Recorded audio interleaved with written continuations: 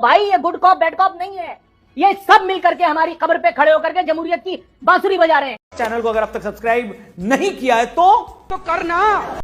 भारत के बढ़ते हुए असर रसूख पर दुनिया की बड़ी पांचवी इकोनॉमी बन चुकी है, हम उसका मुकाबला नहीं कर सकते। एक तरफ सैलाब मुतासरीन एक वक्त की रोटी के लिए तरस रहे हैं और दूसरी तरफ हमारे वजीर आजम साहब करोड़ों रुपए फूंके जा रहे हैं। बहुत सी रिस्पॉन्सिबिलिटीज हैं जो कि इंडिया को मिलने वाली हैं, जैसे कि दिसंबर में अगर आप देख लें तो उसमें G20 की जो हेड करेगा इंडिया उसको, अच्छा उसी तरीके से, और उसका इजलास जो है वो दिल्ली में होगा। इसी तरीके से SCO को हमने देखा कि वो भी अब वहाँ पर सरबराही चली गई और जो नेक्स्ट उसका इजलास होगा वो भी वहाँ पर होगा, तो वो भी उसके पास है।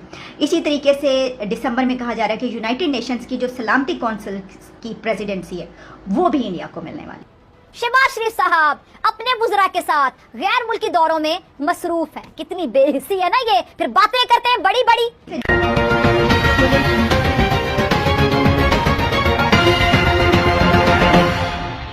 बात भी कर चुके हैं कि दुनिया की पांचवी बड़ी इकोनॉमी बनकर सामने आ चुका है और यूके को बीट कर चुका है। फिर ये भी कि वहाँ का जो एक वहीं का बंदा है कि जो दुनिया का दूसरे नंबर का अमीर तरीन आदमी भी बन चुका है। ये सब अपनी जगह पर। अच्छा फिर आप ये देखिए कि अगर जब आप इस तरह की आपको रिस्पॉन्सिबिलिटीज़ मिलती हैं और आपके कंधों पर ये आते कि अब आपने ये फ़राइज़ अंजाम देने, तो इससे मज़ीद भी अपॉर्चुनिटीज़ निकल आती हैं। अब देखें ना, जब हम ये बात करते हैं G20 की इस तरीके से, तो उसमें दुनिया के 20 ताकतवर तरीन ममालिक हैं। वो सिर्फ नाम नहीं है, उसमें दुनिया की 20 बहुत इन्फ्लुएंशियल कंट्रीज़ हैं। तो वो फिर आप जो हैं जब उसकी वो कर रहे होते हैं तो आपके पास एक बहुत बड़ा ये मार्जिन होता है, आप उस पर कुछ भी जो है वो अपनी बात मनवाते हैं, कर सकते हैं। सिफारतकारी का जो मैदान है वो आपके पास खुला पड़ा होता है, आप जो करना चाहें उसमें अगर आप अच्छे आपके पास है टीम तो आप कर सकते हैं। और जो कि है, ये तो सब मानते हैं ना कि जो सिफारतकारी की टीम इंडिया के पास है तो वो तो कमाल की है, वो किस तरीके से अपनी बात को आगे लेकर जाते हैं और मनवाते हैं। और जब हम G20 की बात करते हैं तो उसमें इंडिया की तरफ से कुछ कंट्रीज़ को इन्विटेशंस भेजे गए हैं, उनको इनवाइट किया गया, जिसमें कि G20 के इजलास में बांग्लादेश, इजिप्ट, मॉरिशियस, फिर नाइजीरिया, अमान, सिंगापुर, UAE, स्पेन, नीदरलैंड्स, ये तमाम कंट्रीज़ ऐसे हैं कि जिनको मेहमान के तौर पर जो है इंडिया ने मदऊ किया। तो देखें, ये देखें ना, मतलब बढ़ता चला जा रहा है ना दायरा।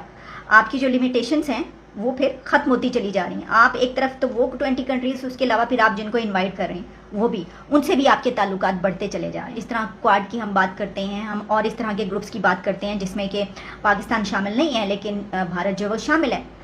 तो इसका जब हम ये सब देखते हैं तो इसका आप ये समझ सकते हैं कि इसमें सबसे ज़्यादा अहम रोल जो प्ले किया जाता है वो क्या होता है कि आपकी सिफारतकारी।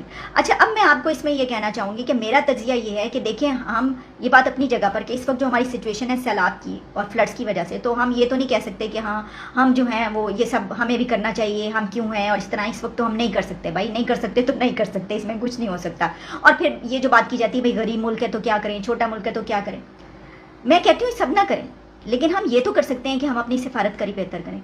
हमने आज तक, हमारे पास जो बड़ा एक फेलियर कहा जाता है वो ये बात की जाती है ना, हमेशा से सभी देख लेंगे वो ये बात कि जी हमारा जो फॉरेन पॉलिसी है वो कितना बड़ा फेलियर है। आप पिछले साल उठा के देख लीजिए, 4-5 साल, उससे पहले भी कई मरतबा ऐसा हुआ कि कहा गया कि देखें हमारी फॉरेन पॉलिसी जो है हम वो नहीं कर पाते कि जो दूसरे लोग वहाँ पर जाके कर लेते हैं। हमारी जो लॉबिंग है वो सही नहीं है, हमारे पास तो लॉबिस्ट नहीं। हम ये तो ठीक कर सकते हैं, हम इन चीज़ों को तो ठीक कर सकते हैं। हमारे पास पैसा नहीं है, हम वो काम नहीं कर सकते जो दूसरे करें, लेकिन हम ये तो कर सकते हैं कि हम अपनी सिफारतकारी बेहतर करें। हम अपने जो जिन कंट्रीज से हमारी दुश्मनी नहीं भी होनी चाहिए या हमारे ताल्लुकात ख़राब नहीं भी होने चाहिए, उनके साथ भी हम अपने ताल्लुकात ख़राब कर लेते हैं, हमारे रिलेशंस उनके साथ भी अच्छे नहीं रहते। तो हमें कम से कम हम ये कर सकते हैं कि हम अपने रिलेशंस अच्छे बनाना शुरू कर दें। हम जो कंट्रीज़ हैं उनके साथ अपने ऐसे ताल्लुकात बना लें कि जब हम उनको कुछ कहें तो वो हमारी बात सुने, माने ना, कम से कम सुने ज़रूर। अच्छा, ये बात अलग जगह पे कि इस वक्त ये सिचुएशन है, हम जहाँ भी जिस कंट्री से भी बात करते हैं तो वहाँ पे वो ये कहते हैं कि अच्छा हमें इनसे क्या फ़ायदा होगा, इनको तो हमसे हो रहा है, हम पैसा भी दे रहे हैं, ये कर्ज भी दे रहे हैं, सब हो रहा है, लेकिन हमें तो इनसे कोई फ़ायदा नहीं। वो हैं 2-3 फ़ायदे ऐसे कि जो हमेशा से क्लीशेज कहे जाते हैं कि जी ये बरादराना ताल्लुकात, मुस्लिम उम्मा, ये सब कुछ, लेकिन अब वो सब कुछ नहीं रहा। हर कंट्री जो है अब वो बदल चुका है, वो अपने मफादात देखता है, वो अपने इंटरेस्ट देखता है। हमारे साथ जो कंट्रीज़ हैं वो भी यही देखती हैं। तो हम ये कर सकते हैं कि हम उनसे ताल्लुकात ऐसे बना लें कि कम से कम जो हमारी कमियां और कोताहियाँ हैं उन पे हम काबू पा लें। तो ये अलग बात है कि जी जाहिर है कि जो दुनिया की बड़ी पांचवी इकोनॉमी बन चुकी है हम उसका मुकाबला नहीं कर सकते। वैसे तो बात ये है कि हम क्यों नहीं किया हमने, سوال تو یہ بھی ہے. اچھا پھر میں یہ بھی دیکھ رہی تھی, خبر آ رہی تھی, اور وہ خبر یہ کہ جناب جو پاکستان ہے اس نے بنگلہ دیش کی طرف سے جو ایڈ سپورٹ کی آفر کی گئی تھی وہ اس نے ڈکلائن کر دی, اس کو ریجیکٹ کر دیا. اب اس کی کچھ جو ہے وہ ڈیٹیلز ایسی ہیں جس میں بتایا گیا ہے کہ جیسے کہ جو بنگلہ دیش ہے اس کی طرف سے کوئی 14 ملین ٹکا اس کی آفر کی گئی تھی کہ بھئی فلڈس کی وجہ سے پوری دنیا دے رہی ہے تو ہم بھی آپ کو دے رہے ہیں. وہ بنتے ہیں تقریباً رفلی $1,45,000 تقریباً بنتے ہیں.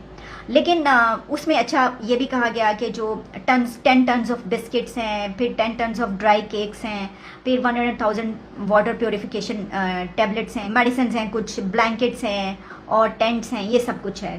2000 ٹینٹس ہیں یہ. تو پاکستان نے اس کو ریجیکٹ کر دیا اور اس کو نہیں لی. اب اس میں جو لوگ ہیں وہ یہ بات کر رہے ہیں کہ دیکھیے اتنی زیادہ ایگو ہے ان کی اور اتنا زیادہ ان کو جو ہے وہ غرور ہے اور انہوں نے بات نہیں کی, جبکہ بات یہ کی جا رہی ہے کہ پاکستان کے جو تعلقات ہیں بنگلہ دیش کے ساتھ اس میں پاکستان نے یہ صحیح نہیں سمجھا کہ یہ جو ہے یہ اس کے امیج کے لیے ایک دھچکا ہے کہ وہ بنگلہ دیش سے یہ والی جو ہے یہ والی ایڈ لے گا کہ بنگلہ دیش اس کو دے رہا ہے. اب دیکھیں اگر ہم اس کو اس طریقے سے دیکھتے ہیں کہ بنگلہ دیش جو ہے وہ ہم سے علیحدہ ہوا اور اس کے بعد جو ہے وہ اب وہ ہمیں ایڈ دے رہا ہے تو ہمیں ایڈ اس سے لینی چاہیے یا نہیں لینی چاہیے. تو ہم یہ نہیں دیکھ رہے ہیں کہ وہ ہم سے کتنا آگے نکل گیا, ہم یہ نہیں دیکھ رہے کہ اس کی اکانومی ہم سے کتنی بہتر ہو گئی.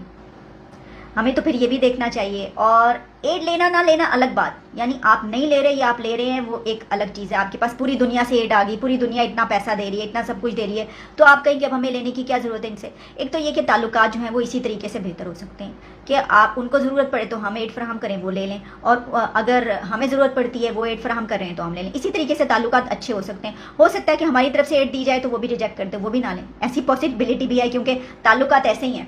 لیکن اسی طریقے سے اچھے ہو سکتے ہیں. ایک تو یہ بات, اور جہاں پہ ایگو کی بات ہے وہ بھی ہو سکتی ہے کہ کہیں نہ کہیں جو ہے یہ چیز رہتی ہے. لیکن ہماری اس میں سب سے بڑی جو چیز ہے جو میں کہنا چاہ رہی ہوں, جو ٹاپک ہے ہمارا, اس کے مطابق کہ ہم نے دیکھیں جو ہمیں تو دیکھنا چاہیے تھا نا کہ اس وقت ہمیں بھی ان کی طرح ترقی کر رہے ہونا چاہیے تھا, ہم وہ نہیں کر پائے. اب اس وجہ سے کیونکہ ہمیں بڑی شرمندگی ہوتی کہ دیکھو اب ہم ان سے لیں گے ایڈ, اب ہمیں یہ دیں گے ایڈ, تو ہم کہتے ہیں کہ نہیں ہم تو نہیں لیں گے. تو ہمیں اپنی سفارتکاری کو اور ہمیں ڈپلومیسی کو اور ہمیں اپنی فارن پالیسی کو میرا خیال ہے کہ ذرا تھوڑی اور ڈائریکشنز پر لے جانے کی ضرورت ہے. جائزہ پیش ہوا ہے, جو رپورٹ پیش ہوئی ہے, کمپیریٹیو اسٹڈی ہے, اس میں یہ بتایا گیا ہے کہ اگلے 1-2 سالوں میں بھی جو انفلوئنس ہے وہ آپ کے